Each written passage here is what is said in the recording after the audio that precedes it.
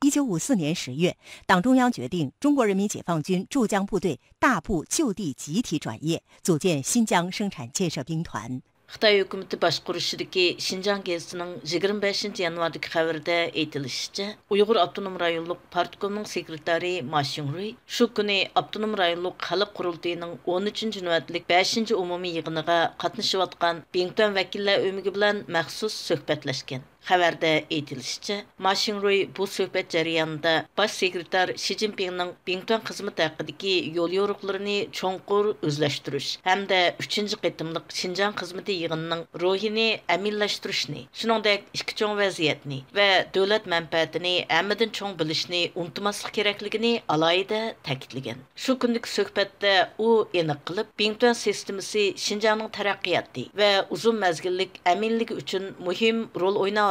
Şunun bilan birga madaniyat almashtirish, nopusni a'lolashtirish, chegara rayonining muqimligini qo'g'dash, har millat xalqini bir gavda qilib yug'urish, ilg'or madaniyatni tarqitish, Bingtuan bilan yerlikni birlashtirish qatorliq sohalarda oshqushliq rol o'ynab kelmoqda. Shunga bundan keyin Bingtuanni janubga kengaytirishni tavranmasdan salmoq qadam bilan davomlashtirish kerak deb ko'rsatma bergan.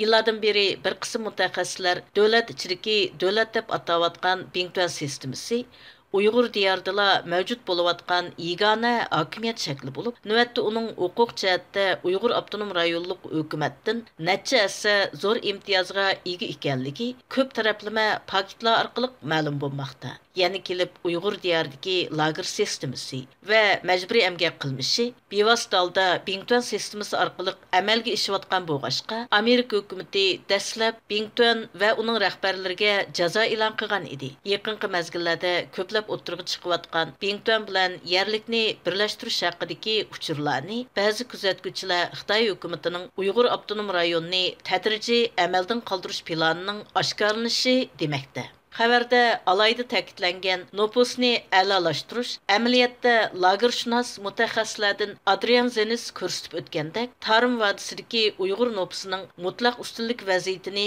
buzib tashlash uchun bu rayonga millionlab Xitoy nopusini ko'chirish, shu orqali Uyg'urlarni rayonda haqiqiy yo'sinda osonli xalqqa aylantirish hamda oxirida assimilatsiya orqali butunlay yo'q qilishni ko'zlagan. Ma'lum bo'lishicha, o'tgan 10 yil mobaynida Bingtuan sistemasining yillik xamchot mablag'i yiliga necha aslab o'sgan bo'lib, bu xarajat asosligi yuqori maosh, bekorlik uy, haqsiz ma'rif, bojsiz terilg'u yer qatorliq bir qator e'tibor berish siyosati orqali ichkiri o'lkalardan Uyg'ur diyoriga Xitoy ko'chirishga sarf qilingan ekan.